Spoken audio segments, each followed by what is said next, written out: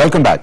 2014 ఎన్నికల్లో జనంతో జేజేలు కొట్టించుకున్న పార్టీ ఇకపై ఆ స్థాయి చరిస్మా కొనసాగించగలుగుతుందా? బీజేపీ పరిస్థితి నానాటికి దిగజారుతోందా? మోడీ హవా మెల్లమెల్లగా తగ్గుతోందా? బీజేపీ సైన్యానికి సడన్ గా ఏమైంది?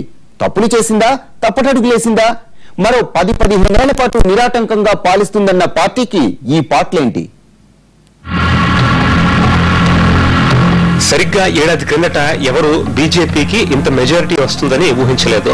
అప్పటికే దశాబ్దాలుగా సంకీర్ణాలకు అలవాటు పడ్డ రాజకీయ నాయకులు కూడా కొత్తగా రాబోయే అతుకుల బొంత ప్రభుత్వ సమీకరణాల్లో మునిగి తేలారు. కానీ అనూహ్యంగా సింగిల్ లార్జెస్ట్ పార్టీగా బీజేపీ అధికారంలోకి వచ్చింది.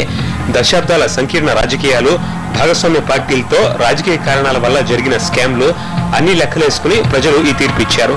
దీంతో అంతా బీజేపీకి తిరుగులేదని తీర్మానం చేసుకున్నారు. మరో 15 ఏళ్లు ఖచ్చితంగా అయితే మరో 10 ఏళ్లైనా బీజేపీ అధికారంలో ఉంటుందనుకున్నారు. కానీ ఇప్పుడు ఏడాది తిరగకుండానే కమలం పార్టీ కూసాలు కదిలిపోతున్నాయి.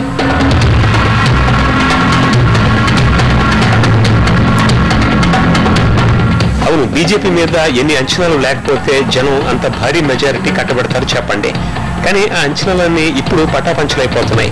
బీజేపీ ప్రభుత్వం మీద, మోదీ మీద వ్యతిరేకత కొద్దిగా పెరుగుతోంది.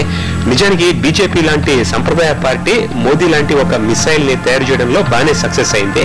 పార్టీని కాకుండా పర్సన్ ని ఎస్టాబ్లిష్ చేయడంలో సూపర్ సక్సెస్ అయింది. మోదీ ఆకర్షణకి యూపీఏ ప్రభుత్వంపై వ్యతిరేకత తోడై మోదీని కింగ్ ని చేసేసాయి. అయితే ఇక్కడ కమల దళపతి మరిచిపోయిన విషయం ఒకటి ఉంది.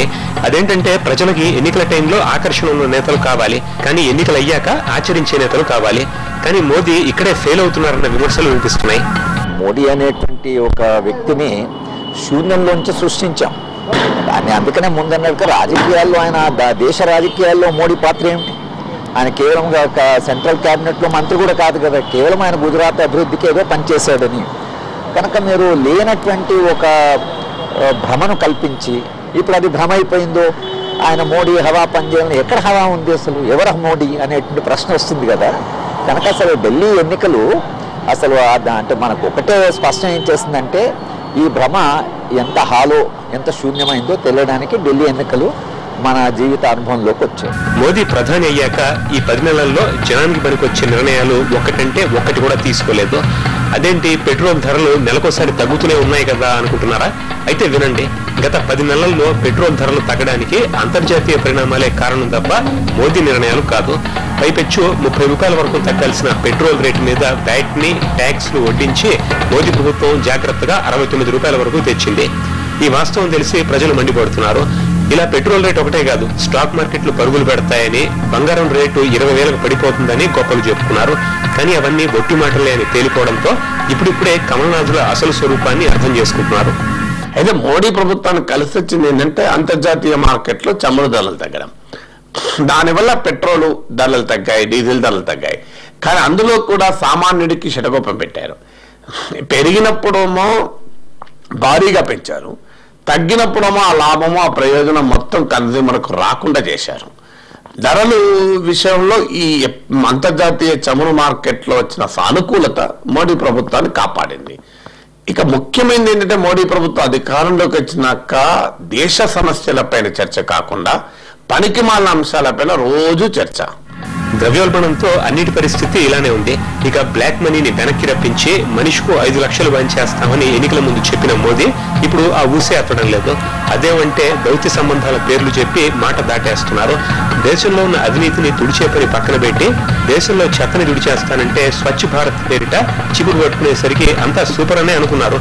కానీ ఇప్పుడు దేశవ్యాప్తంగా ప్రజల మీద స్వచ్ఛ భారత్ సెస్ వేస్తారన్న బీజేపీ నేతల ఆలోచనలు బయటపడగానే ప్రజల్లో ఉన్న ఆ కాస్తంత మంచిని కూడా దూరం చేసుకుంది.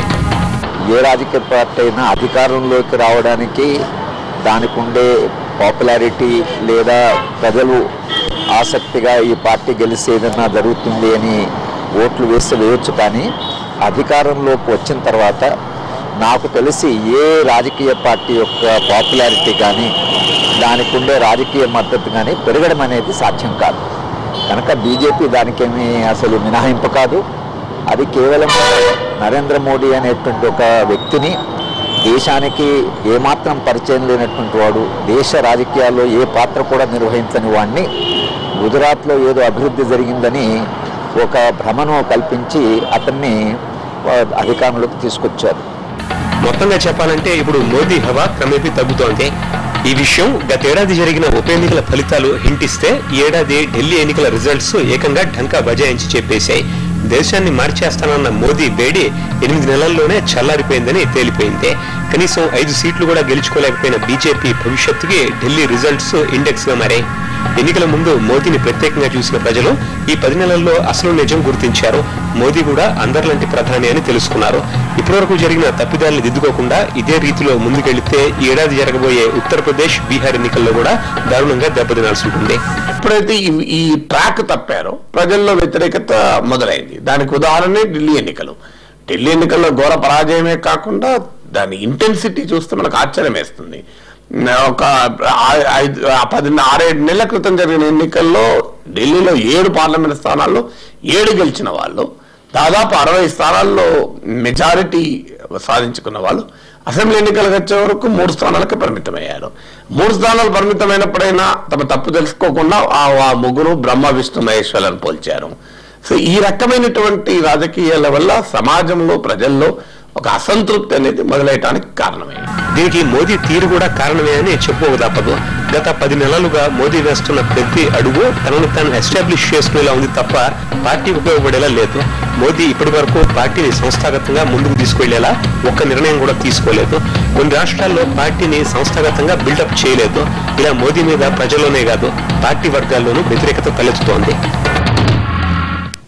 స్టోరీ బోర్డులో మరో షార్ట్ బ్రేక్.